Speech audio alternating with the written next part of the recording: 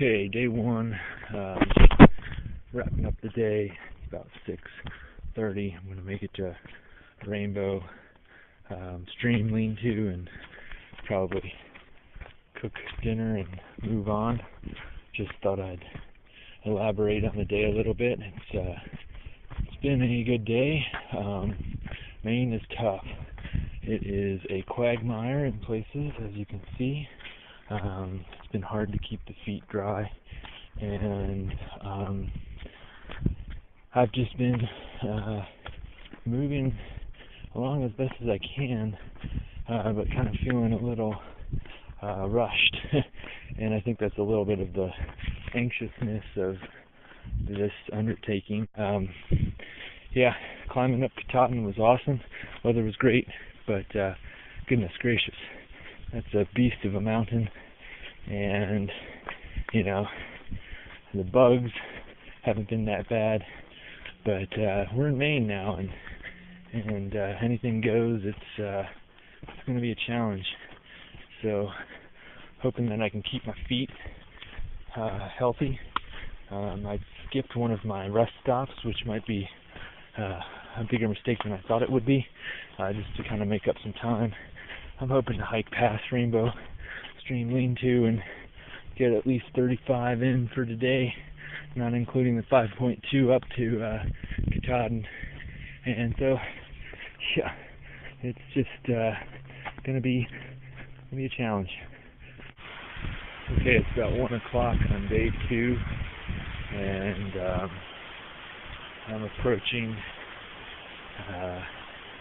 Joe Mary Road, about 56 miles in, and it's been a rainy day so far, and I got started about before 5 o'clock in the morning. It's light early, but there was a slight setback near Pote Wajo Shelter, I think is how you pronounce it. I somehow got turned around and started hiking north on the trail for about 2.6 miles. So I logged an additional 5.2 miles today, and that's more of a mental setback than anything. But it's looking like I'm probably going to get about 71 or so in today, and maybe if the weather clears up, I'll tent out again, because I ended up bivouacking or tarping near Pollywog Gorge Overlook. Okay, so today is the 13th. It's the 4th day, and I'm gonna just talk a little bit as we hike. Recount 100-mile wilderness for future reference. Not planning to upload this video. Just a voice journal. So anyway, lots of fords. Not like this, but more treacherous. I went over 4 yesterday. It was a 40-mile day. Started at 6 a.m., ended at 10:30 p.m. So it was at 16 and a half hours. And started in the rain and cold and wind up over White Cap, which was treacherous for sure, and continued over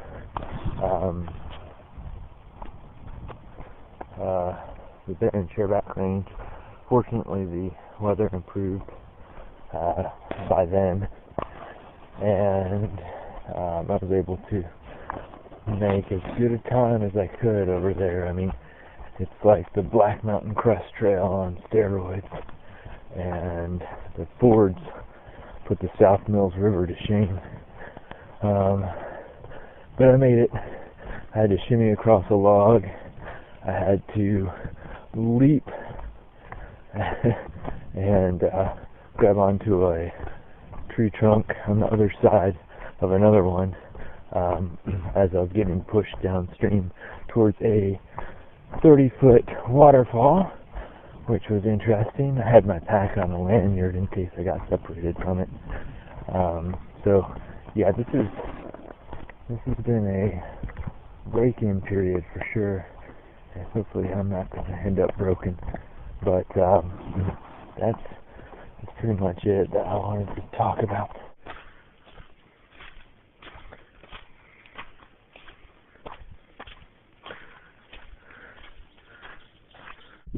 Oh man, look at this. This is beautiful. And there's Stratton, and there's Avery Peak, and I'm on Little Bigelow.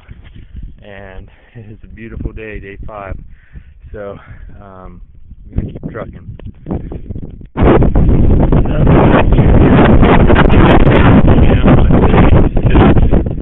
Looking where we came from.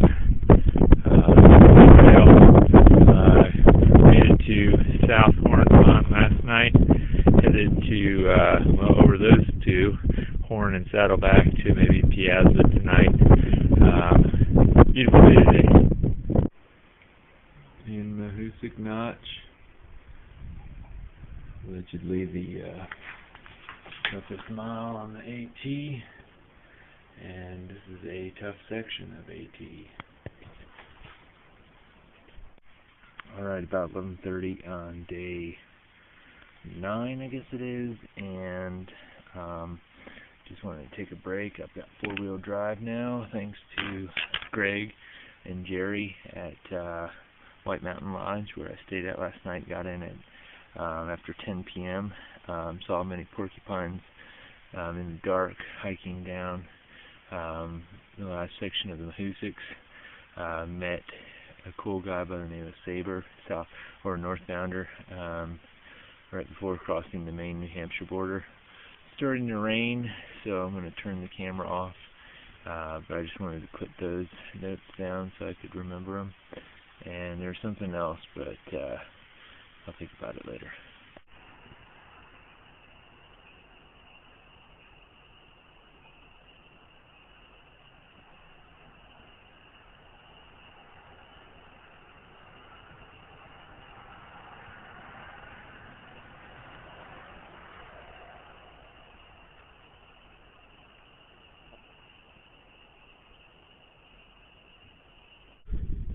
About 10:30 in the morning on day 10, and I'm heading towards Mount Washington.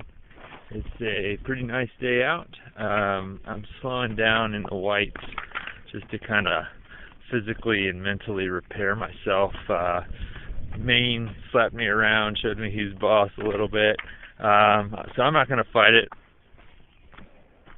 Morning of day 17 or 16, and yesterday I went into an outfitter to, it's about 4/10 of a mile off the trail, but I needed to take care of some issues before they got to be big issues. I needed to replace the socks that I picked up in Hanover because they were a little too short and they were causing heel rub. And so that's my 3rd pair of socks since Gorham that I've had to purchase. And I've thrown out the other 2 pairs because, well, the first pair that I purchased in the hut was the whites that too thick and hot, and then the other pair was thin enough but too low cut. And the socks that I have on now, they seem to be just the ticket, so that's good. But the damage has already been done on my Achilles. There's been some rubs, so that's a bummer. This terrain is good. I'm moving well. The other thing that I got was briefs because of some chafing.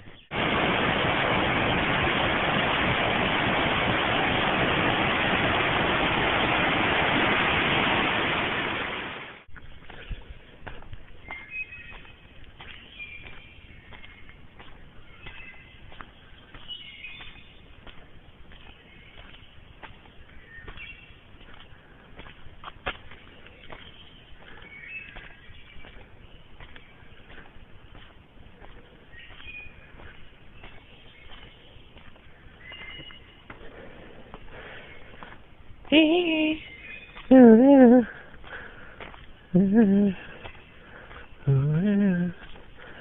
Oh, yeah. Yeah, I love these songbirds.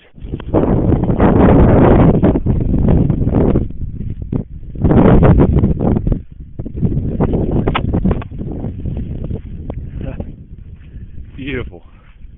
No gap shelter is 2142.7, 43.2 miles to go.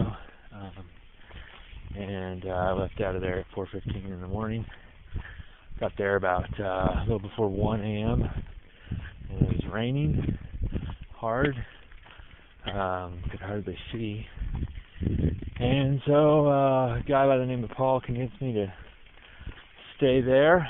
The mice were pretty active, but I don't think I slept for those 3 hours or so. I mean, I was laying down, which is good. I was soaked, but the down bag, even though a little damp from me being soaked underneath it, kept me warm.